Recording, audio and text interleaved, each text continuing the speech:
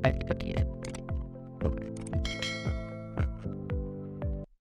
वालेकुम, welcome to the Ahmed institute of computer skills.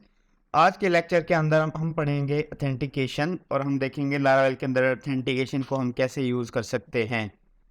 सबसे पहले हम देख लेते हैं ऑथेंटिकेशन क्या होती है। Many web application provide a way for their user to authenticate with the application and log. काफ़ी सारी एप्लीकेशन होती हैं जो एप्लीकेशन की ऑथेंटिकेशन के लिए क्या यूज़ करती हैं, लॉगिन और रजिस्टर यूज़ कर सकती हैं। और कैसे लॉगिन और रजिस्टर मैं आपको यहाँ पे बताता हूँ कि मैं कहता हूँ कि मेरा जो एडमिन पैनल है जस्ट ऑथेंटिकेटेड यूज़र एक्सेस कर सकते। ऑथेंटिकेटेड यूज़र क्या होता है?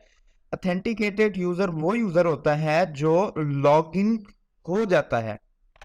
जो लॉगिन यूज़र होता है उसको हम कहते हैं ऑथेंटिकेटेड यूज़र। मतलब जिसके पास यूज़र नेम और पासवर्ड हमने प्रोवाइड जिसको किया होता है, जिसका अकाउंट हमारे पास रजिस्टर होता है, जस्ट वो ही इस एडमिन पैनल को क्या कर सकता है, एक्सेस कर सकता है। तो किसी भी एप्लीकेशन को ऑथेंटिकेट करने के लिए उसके अंदर हम ऑथेंटिकेशन यूज कर सकते हैं। उसके अंदर हम एक पूरा का पूरा एक मॉड्यूल बनाते हैं लॉगिन और रजिस्टर का।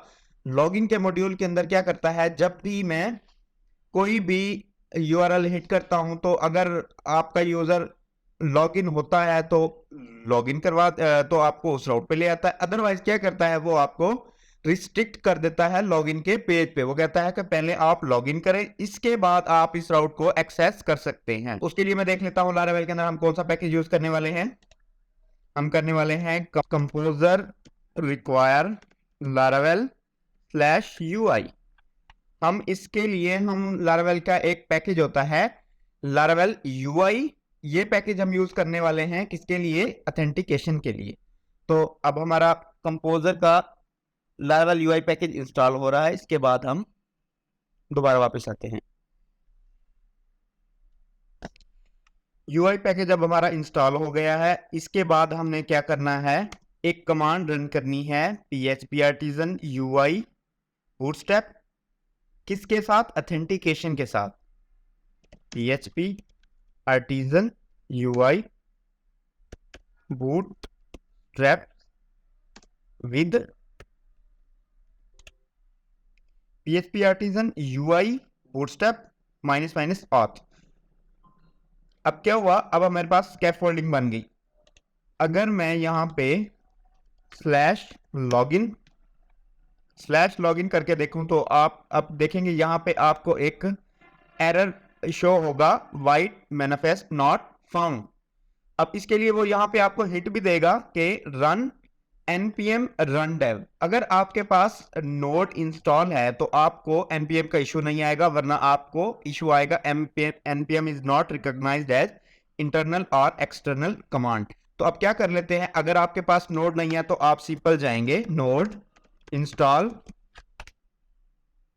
जब सिंपल आपने इस वेबसाइट से यहाँ से अगर आपकी विंडो है तो विंडो के लिए, अगर मैक है तो मैक के लिए आप क्या करेंगे, उसका सेटअप इंस्टॉल कर लेंगे, यहाँ से डाउनलोड कर लेंगे। डाउनलोड करने के बाद उसको इंस्टॉल कर लेंगे। जब आप इंस्टॉल कर लेंगे उसके बाद आपने अपने टर्मिनल में जाना है, आपने सिंपल npm इंस्टॉल कर देना है पहले। अगर आपका npm बिल्कुल ठीक तरह से अगर इंस्टॉल हो जाए तो उसके बाद आप क्या करेंगे, यहाँ पे जाके इसको रीलोड करेंगे, तब भी हमें एक और एरर देखने को मिलेगा। npm कहते हैं run npm dev in your terminal and refresh the page. अब हम क्या करते हैं, npm रन dev की कमांड चलाते हैं। इससे क्या होगा हमारा, अब जब मैं इसको रिफ्रेश करूंगा तो हमारा क्या होगा, एरर रिजॉल्व हो जाएगा। इसके बाद हमें देखने को मिलेगा, हमें एक लॉगिन का पेज देखने को मिलेगा। लॉगिन के पेज के साथ हम देख सकेंगे यहाँ पे एक रजिस्टर का भी पेज हमारे पास होगा। एक बार क्योंकि सारे एसेट्स लोड होंगे इस वजह से ये थोड़ा सा टाइम लेगा। इसके बाद देखें आपके पास लॉगिन का पेज भी हो गया और आपके पास क्या हो गया, रजिस्टर का पेज भी हो गया। आपके पास ऑटोमेटिकली बनाया कौन से, इस लारावेल के इस पैकेज से। अब अगर मैं देखता हूं कि अगर मैं npm run dev को बंद करता हूं तो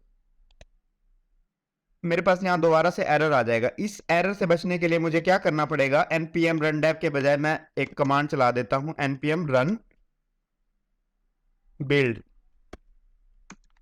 अब इससे क्या होगा, जिस तरह हम लारावेल के अंदर php artisan सर्व की कमांड चलाते हैं, इसी तरह से हमें npm run dev की कमांड भी चलानी पड़ती है। उसके बगैर हमारा जो वाइट का सर्वर है वो लोड नहीं होता। इसके लिए हम क्या करते हैं, npm run एक बिल्ड बना लेते हैं।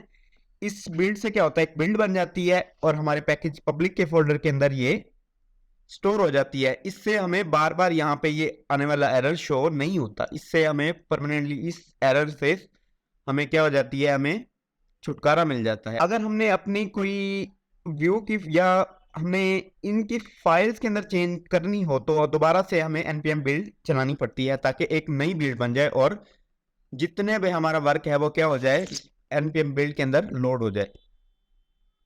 अब हमारी ये बिल्ड की फाइल बन गई और इसके बाद अगर जब मैं रीलोड करूंगा तो देखेंगे मुझे यहाँ पे लारावेल का कोई एरर शो नहीं हुआ।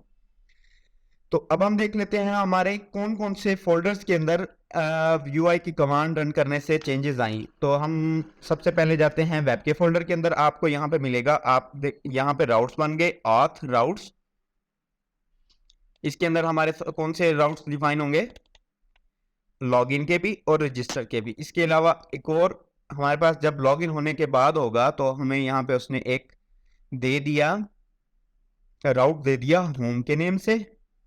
तो इसके अंदर हमारा क्या होगा, जब हमारा लॉगिन हो जाता है उसके बाद हमें यहाँ पे ये स्क्रीन शो होती है यू आर लॉगिन।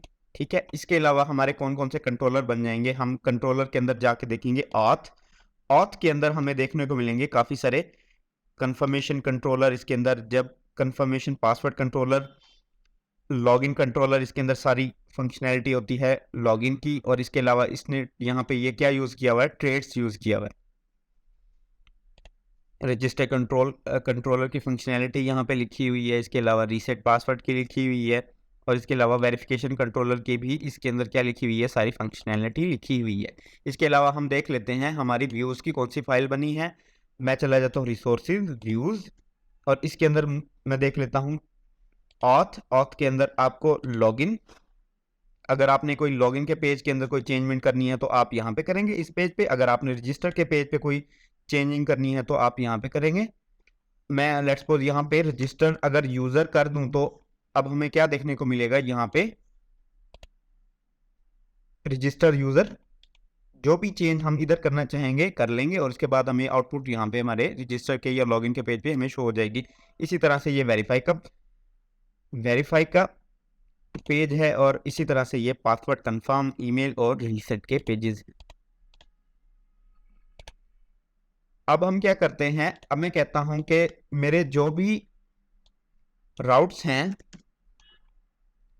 डैशबोर्ड का राउट है मेरे पास, उसके अलावा कैटेगरी ऑल का है या कैटेगरी ऐड का है, मैं कहता हूं मुझे तब ही शो हो जब मेरा यूजर क्या हो, लॉगिन हो। डायरेक्टली वो कोई भी मेरा राउट एक्सेस ना कर सके। तो उसके लिए मुझे क्या करना पड़ता है, हमने एक लेक्चर के अंदर पढ़ा था मिडलवेयर। मुझे यहाँ पे मिडलवेयर लगानी पड़ती है। कौन सी मिडलवेयर, ऑथ की। अब अगर मैं अपने वेब के फोल्डर के अंदर जाऊं तो हम यहाँ पे पहले देख भी लेते हैं ऐप HTTP मिडलवेयर। तो हमें यहाँ पे कौन सी मिडलवेयर मिलती है, ऑथ की, जहां पे वो चेक करता है कि आया कि यूजर लॉगिन है या नहीं है। अगर तो लॉगिन होता है तो ठीक, अदरवाइज वो क्या करता है, उसको राउट पे ले जाता है। कौन से राउट पे, लॉगिन के राउट पे ले जाता है। अब मैं कहता हूं अपने डैशबोर्ड पे मैं मिडलवेयर लगा देता हूं। मिडलवेयर कौन सी लगा देता हूं, ऑथ की। तो अब जब मैं अपने राउट को एक्सेस करूंगा तो क्या करेगा, मुझे लॉगिन के पेज पे ले जाएगा। बट मुझे यहां पे देखना है, जब मैं यहां पे कैटेगरी पे क्लिक करूंगा तो क्या होगा, कैटेगरी मेरा क्या हो रहा है, एक्सेसिबल है। मैं चाहता हूं जितने भी मेरे ये राउट्स पड़े हैं ये कोई भी एक्सेसिबल ना हो, जस्ट ये उस टाइम एक्सेसिबल हो जब क्या हो जाए, ऑथेंटिकेटेड, मतलब यूजर लॉगिन हो जाए। तो अब हमें क्या करना है, इसके लिए हमें इन सारे राउट्स को हमें एक ग्रुप के अंदर रख देना है। एक राउट्स का ग्रुप बना लेना, उनके अंदर इन सारे राउट्स को रख देना और उसको क्या लगा देनी है, हमने मिडलवेयर लगा देनी है। हम चले जाते हैं सर्च में, हम यहाँ लिख देते हैं राउट ग्रुप।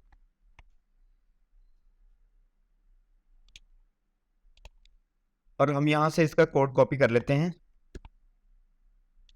हम क्या कर देते हैं, टॉप पे लगा देते हैं और सबसे एंड में हम क्या कर देते हैं, क्लोज कर देते हैं इसका। और इंटेंट कर लेते हैं। और यहाँ पे हमने कौन सी मिडलवेयर लगानी है अपनी, हमने यहाँ पे लगानी है ऑथ की मिडलवेयर। ऑथ की मिडलवेयर लगा दी। अब जब हम कैटेगरी को एक्सेस करना चाहेंगे तो हमें वो कहाँ ले जाएगा, किस पेज पे ले जाएगा, हमें लॉगिन के पेज पे ले जाएगा। इसका मतलब ये हुआ कि हम जिस भी राउट को एक्सेस करना चाहेंगे तो वो हमें कहाँ पे ले जाएगा, हमें वो हर बार ले जाएगा लॉगिन के पेज पे। क्यों? क्योंकि वो कहता है पहले कि आप लॉगिन हो, इसके बाद आप इस राउट को एक्सेस कर सकते हैं। अब क्या करता हूं मैं, अब मैं रजिस्ट्रेशन का देखता हूं। अब मुझे पहले चले जाना है रजिस्टर कंट्रोलर के अंदर। मैं चला जाता हूं auth controller, auth register controller, और इसके अंदर देख लेता हूं यहाँ पे वो रिकॉर्ड क्रिएट कर रहा है नेम, ईमेल और पासवर्ड।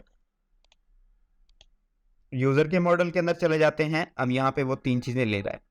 अब हमें क्या करना है, हमें करना ये है, हमें एक माइग्रेशन बनानी है। लारावेल बाय डिफॉल्ट हमें एक माइग्रेशन देता है यूजर की, और अब हमने देख लेना है यहाँ पे हमने उसी माइग्रेशन को यूज करना है अगर मेरे पास यहाँ मौजूद है। अदरवाइज मैं क्या कर लूंगा, उस माइग्रेशन को बना लूंगा। अब देखें मेरे पास यूजर की है पड़ी। अब मैं यहाँ पे फील्ड मैच कर लेता हूँ नेम, ईमेल और पासवर्ड।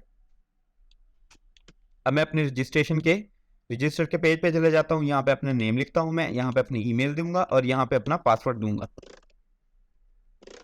जब मैं रजिस्टर करूंगा तो देखेंगे आप, हमें वो होम की स्क्रीन पे ले जाएगा कि यू आर लॉगिन। अब मैं कैटेगरी का जब अपना राउट एक्सेस करता हूं तो ये राउट एक्सेसिबल होगा जब तक कि मैं उसको लॉगिन नहीं करूं, लॉग आउट नहीं करूं। तो आज के लेक्चर के अंदर हमने देखा कि मैं कैसे लारावेल के अंदर यूआई का पैकेज इंस्टॉल कर सकता हूं और उसकी हेल्प से मैं कैसे अपने राउट को प्रोटेक्टेड कर सकता हूं।